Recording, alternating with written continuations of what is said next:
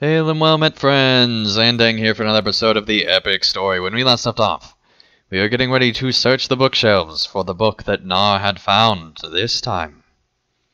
You have found some pages which have already been hastily torn from a larger volume, perhaps a diary or record of events, and seem to be only a few years old. Surprisingly cold for March. Our friend the ranger came by again today, and we spoke for a time about the situation in the north. His chief is on some errand to Mirkwood, but it seems to me that Turgion knows little of it as well. Nar has been in high spirits lately. I think he likes receiving visitors, though he does not always recognize them for who they are. Still, it seems to me that he enjoys the company. He does spend a great deal of time in the mine. I only accompany him occasionally, but there are so many times I can see Thor's stone house standing empty before the melancholy. It is too much. Nar sees it as it was, I think, so I am content to let him visit it by himself. These periods give me time to write in my book, which is fine by this dwarf. I think tomorrow I will walk down to the coombe and see about picking more of the herbs I have read about. Perhaps I will make the brew after all. It will be nice to have Nar to talk to again. Oh, this one's really messed up. You found a stack of loose papers, yellowed with age, which seemed to have been placed back on the bookshelf randomly, with no regard for keeping them in order. And in the last month, a great number of the supports have fallen, giving rise much concern among the dwarves who have stalls in Zigglejabbel. A dozen of our stonemasons were directed to repair the supports, and trade should resume shortly. With these stonemasons went several wagons of material, chiefly unearthed stone, but also a number of fine gems, a gift to the dwarves at Ketchel.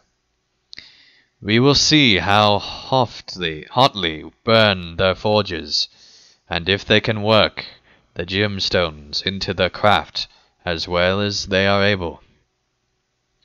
Judging from the state of the next page, it is even older, and only a few words can still be read. Time we lost one of our own to the forbidden halls. They should steal it away and forget it was ever delved. Okay. You found a book of which the cover is missing, as are many of the pages. But it has been recently read and was clearly put back carelessly. But the beast returned that night, and the walls all around shook with the sound of its fury. The doors were barred, but the bars bent with each mighty crush of the creature's bulk, and the cracks began to appear along their lengths. "We must return its younglings," cried Seller over the din, and he leapt forward, knocking aside the warriors that braced the door with their bodies. The first bar gone, and then the second. "No sulphur!" they shouted, but it was too late. The third bar fell to the floor, and Seller threw the doors open. Old Stonetooth was through the doorway in seconds. Seller was trampled underfoot, along with many good dwarves that spoke against the capture of Pebblewet. It availed them nothing in the end. Stonetooth thundered down the length of the hall, braying for her young, and then, an answering bleat, it drew her down a side passage and stepped stairways, the flagstones cracking beneath their great weight. The dwarves freed Pebblewet from his cage, and many of them ran. Those that witnessed the reunion of mother and child did not survive to tell of it. But the next day, when the dwarves ventured back into those broken halls, all was empty. Old Stonetooth and Pebbleworth were never seen in those caves again, and none know where they went. But it is still said today, when the earth shakes, that Pebbleworth is running beneath the mountains, expressing joy at his freedom, carving great channels in the walls of the deepest caves within his golden horn. Alright, time to talk to Nar once more. Where are you, buddy? I think he's over here. There we are. Oh, that was quite a battle, was it not? That was quite a battle, was it not? And it has been a long time since the orcs dared to show their face here again. I must tell Thror when he comes back. Okay. So that happened. Let's talk with Cornir once more. I do not know what interest Nar could have in these topics. A list of repairs at a dwarf hold in the White Mountains, a page from Frithgeir's journal, and the story of some beast. Likely more tale than true. I can think of no common thread to tie these together, just as I could not the last time we tried to make sense of the dwarves' curious behavior. Return to Halbrand and tell him that, for now, Zargrond is safe from the orcs. You should be able to find him among the huts of the western side of Lanoch. Here we go. I have bad news. We have found Ergothorn. He is dead. Oh no, he's dead. One of the scouts of the Occluth found Ergothorn's body this morning. One of the scouts of the Occluth found his body this morning, hidden behind a fall of rocks in the southern edge of the coombe. I think he was ambushed from hiding, as Wadu was. Though it is strange he was not slain by the sword, arrow, or bolt. He was killed by hand, the life choked out of him. For now his body is being kept in the Hall of Marking, to the northeast. You should examine Ergothorn's body, to see if we can learn anything more of his fate. Alright, well let's head over towards the body here.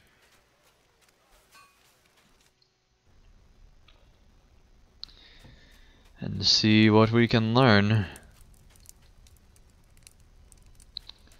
Crafting hall is also the burial room, okay.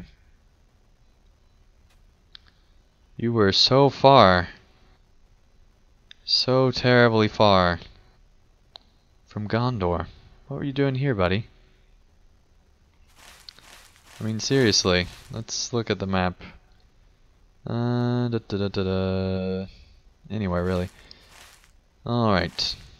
So well, I guess it's not too far. It's just up that way. Still weird, though. It is Halbrand, as Halbrand described. The man is wearing armor of Gondor, and has no sword wounds on his body, but he is dead. You notice a scraps of parchment, cluttered in one hand, which you pry loose and read. To the Rangers. The dwarf has already told your foe much, and I fear it will be enough to endanger not just your errand, but the delicate situation in Dunland as well. Things are not as they... Haven't we already read this one? Though who swore the oath of Isildur at Eric, you know of them, and of their home beneath the Dwimmelberg. But you do not know that some number of them sought to flee their curse, and came to hide in a place called the Forsaken Road, among the Lich Bluffs. if they could be made to fulfill their oath to your chieftain's forebearer, all might not be lost. Not all remember the old ways, but I do. For Ithil, for Ithil that was lost, and for all else that was forgotten, I remain. Ergathorn. It's really hard to talk when you're dead. Sorry about that throat issue. Alright. Now we need to go talk to Halbarad and tell him about this letter. Let's go and do that. Alright, buddy. He was unable to deliver that letter in life. He has done so in death. I know not who set upon him in the wilderness, far from safety. But I believe it is the foe of which he speaks, or an agent of that enemy. I believe now that Ergathorn's enemy is our enemy as well. But now at last it becomes clear. Whoever killed Ergathorn can move stealthily and strike without warning, but chooses to use neither sword nor bow. If this mysterious foe can move about without the knowledge of his prey, he may have overheard our conversations. If he too speaks with Nar, that could be the source of the dwarf's information, but twisted into a form unbeknownst to Nar himself. And if it all comes back to the Oathbreakers, is Ergathorn right? Could they be compelled to fulfill their oath? If we can learn that this is possible within the Forsaken Road, that will be a great boon for Aragorn. Speak to Radenir at our campsite in the grove of trees east of Lanuk that you have been to many times before. Tell him what I want. Tell him that I want this investigated. Alright, well let's go and speak to him. Alright, there you are, buddy. Halbarand's wishes are my own as well. We will not walk the Forsaken Road, or we will rather walk the Forsaken Road, and see what lies within.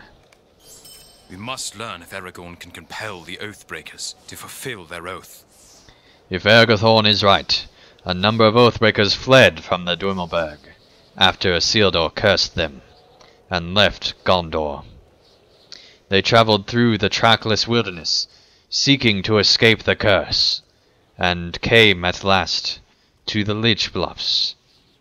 Did they find what they sought, or did they come to realize that there was no escaping their curse? I do not know. But if we can find the Forsaken Road where this group finally remained, we may learn something of our advantage. To our advantage. We may learn if Aragorn can compel them to fulfill their oath. I have spoken with Rode, the scout, whom found Ergathorn's body. He knows where the entrance to the Forsaken Road is, and will show us the way.